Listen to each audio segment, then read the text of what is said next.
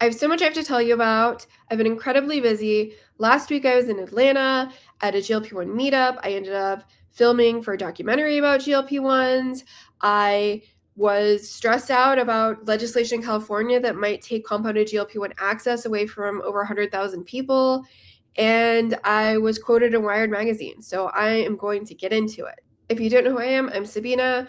I do a lot of content on GLP-1 access and some of the news that's going on. I go to some of the court cases. I pay attention to some of the legislation that might threaten access and all of that general news. I've started touring compounding pharmacies and I'm trying to bring you through all of that. It's been a minute since I've done long form content. I'm going to do a little roundup of everything that's going on. And if you don't know how I got involved in this, I'm the co-founder of GLP Winner, which is a company that helps you compare all of your GLP-1 options. So if you're in the market, or if you're not sure if you're overpaying, or if you're not sure where to get started on telehealth, we are literally trying to make it easy to compare with transparent pricing, sourcing, and reviews. And that's how I got started in the industry. I was researching things that were going on in the industry because I wanted to be informed, and I couldn't believe how people weren't talking about these things because so much of what's going on doesn't get covered by mainstream press. And so here I am, I guess. First of all, I just got back from a meetup, a GLP-1 meetup in Atlanta, and it was a ton of fun. There were a bunch of creators there, mostly from TikTok, a lot of friends I didn't get to see all year. And interestingly, there was a documentary crew there, and I ended up talking to them. And I can't talk too much about the project, but to be honest, they portrayed it as they weren't sure the direction of the project. They have been filming I met them for the first time. We ended up filming for a few hours, and they filmed me at the event. I think they said that I was more blunt than other people, and so I was willing to say things more directly, even though everything I was saying wasn't untrue. So that was super interesting. I can't talk that much about the project other than I know they've interviewed and spoken to a lot of other people in the space, like Mike on the Mission, and they've visited people's houses, like Dave on the Pen, and I'm interested to see where the project goes. So that was super exciting. Wasn't expecting to end up filming a documentary, ended up doing that. Also, as a quick kind of just general news point, Medicare coverage for GLP-1s for the Bridge program launched, which means it's a $50 copay for people on Medicare.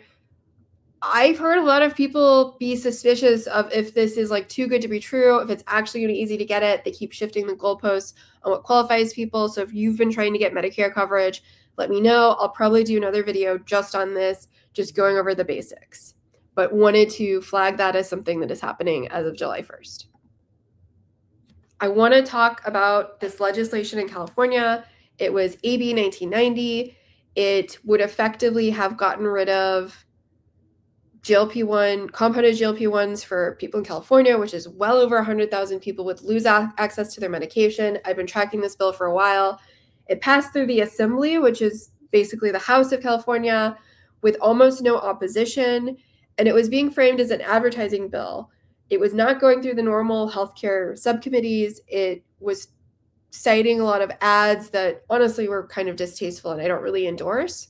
But in the legislation, the original piece, we saw a lot of things that we saw in a lot of other states. There have been over 10 pieces of legislation in various states brought forth basically to try to make it more difficult for compounded GLP-1s to exist.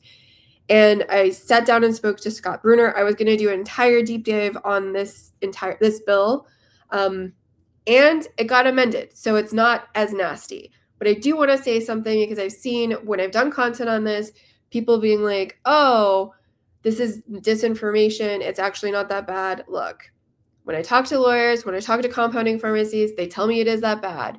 If you as a layperson go and read the bill, it doesn't look bad because it's intentionally written to be misleading. But what it's actually doing is putting conflicting standards on compounding pharmacies that they can't actually meet or that are different or conflicting from the federal standard. So if the state law says one thing, the federal law says one thing, like what the hell do you do? Like, what do you do as a business to try to be compliant? It makes it very difficult to be compliant. The California Board of Pharmacy did not like the bill in its form where it was restricting compounding, and it's been amended. It's much shorter. It is basically just talking about advertising and asking for people to mention that, it's not FDA approved, talk about side effects, And while I've heard some criticism of that from compounding pharmacies, I'm generally a fan of that. I think there's reservations on if citing the FDA approved side effects is somehow infringing upon proprietary research from pharma. But in general, compounded medication advertising should not be completely different, like no rules compared to pharma advertising.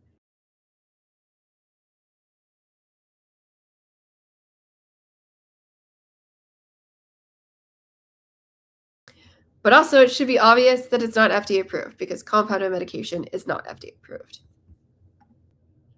So, when I spoke to Scott, who is the CEO, Scott Brunner, who's the CEO of Alliance for Pharmacy Compounding, which is a trade group that represents compounding pharmacies, most 503As, he basically said the best case scenario is that it gets amended and we can pass an amended version that actually isn't that bad. So it seems like that's been accomplished. So thank you so much to anyone who saw my content, contacted their reps. I know the numbers were a lot smaller for California compared to a lot of other states because fewer compounding pharmacies are licensed in California, and they were not able to contact as many patients as, previously thought because of that. But I'm really glad because I think if it had passed, it would get rid of all GLP-1 compounding in California, and it would certainly get rid of all compliant GLP-1 compounding in California. So the only people who would be sending compounded GLP-1s to California would be the people who don't care that much about following the rules, and that's probably not great for patients in California. So I'm really happy with this outcome. I could nitpick the things that remain in the bill, but overall it's in a good place. So thank you, everyone. Definitely a victory here. And then finally, I was quoted in Wired in an article that came out today. Uh, it basically said just about anyone can sell your GLP-1s online. The welcome to the Timu experience of telehealth was actually a quote from me, and it kind of went through how easy it has become for people to start telehealth.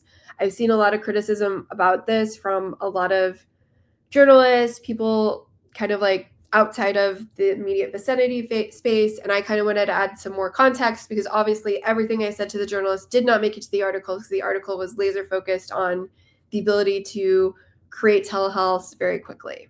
While there are several software platforms that make it easy for people to start telehealth, like there's a lot of criticism of that. Some people are like, you can start a telehealth brand in 3 hours, which I think is ridiculous. I don't think everybody should have a telehealth.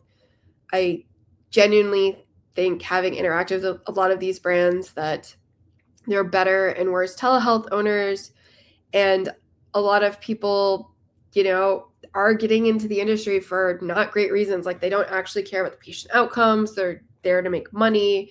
And to be honest, that problem is a big reason why I started GLP Winner because it was so hard to compare things. The provider I was seeing just randomly raised their prices hundreds of dollars more per month. And I knew I was getting screwed, but I didn't know the best way to shop around because it was just so painful.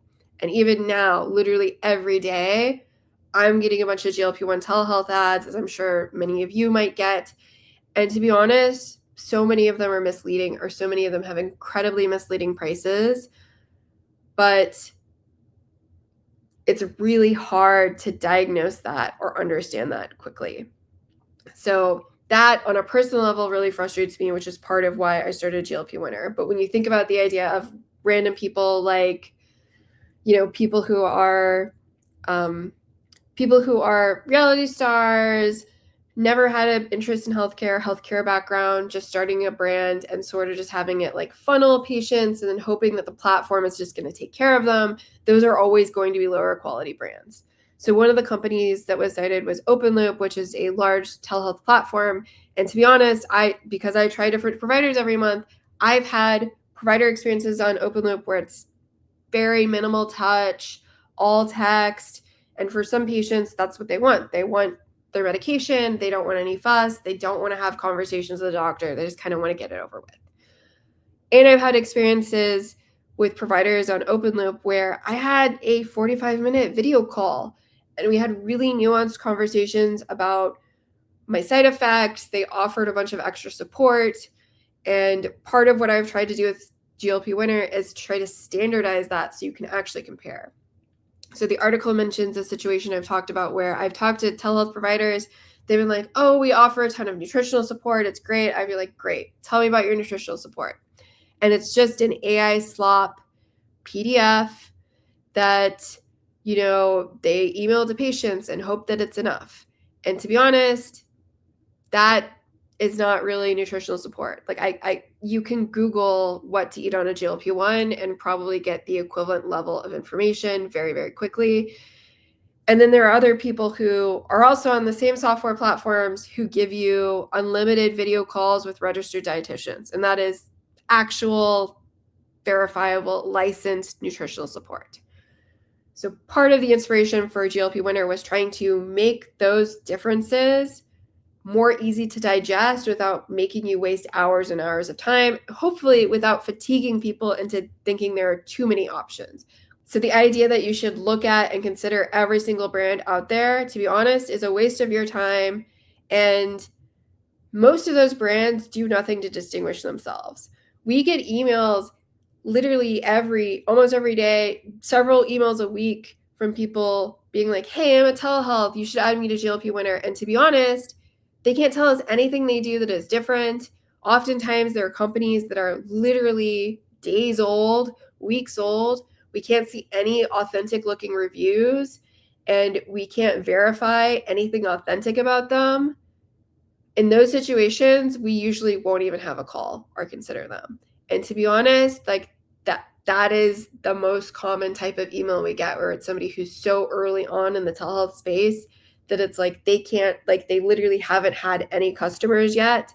And to be honest, like I don't want people whose GLP winner to be guinea pigs for a brand new telehealth, even if they are legitimately using doctors and stuff like that. I've also seen a rise of what I would call intentional brand confusion, meaning telehealths that have websites that intentionally look like someone else's brand because it's going to feel familiar to you, or the name of the telehealth is incredibly familiar to other brands you may have seen who are spending a lot of money. I'll give an example. Like if I wanted to start a rideshare app and I named that company Uber Lyft, right? And I'm like, oh, when people search for Uber, I'll show up in the App Store. When people search for Lyft, I'll show up in the App Store. The reality is like with telehealth, you're trying to build a brand, you're trying to establish trust, you're trying to have standardized care and customer support quality across maybe thousands of people that you're serving. And that's really hard when you're building a brand. So the fact that we get emails sometimes from brands that are intentionally trying to confuse people and they're brand new and we can't verify any real reviews, those are the type of people that we would actually never list on GLP Winner. We've just straight up told them no. Doesn't matter if like they want to offer us a bunch of money or anything like that. A spot on GLP Winner is not something that they can buy. They can't buy to be listed higher or lower. We have a set standard and verification policy because it is so easy to start a GLP-1 telehealth. Like that is the reason, because it's so easy. And because I know you guys are getting bombarded by ads, that we had to come up with a verification process where we understand like information for an owner, information about the company, like information about prescribers that they use and what compounding pharmacies they use. And they have to buy into the fact that we require a certain level of transparency. All of that. That's why it was super cool to talk about Wired about the problem.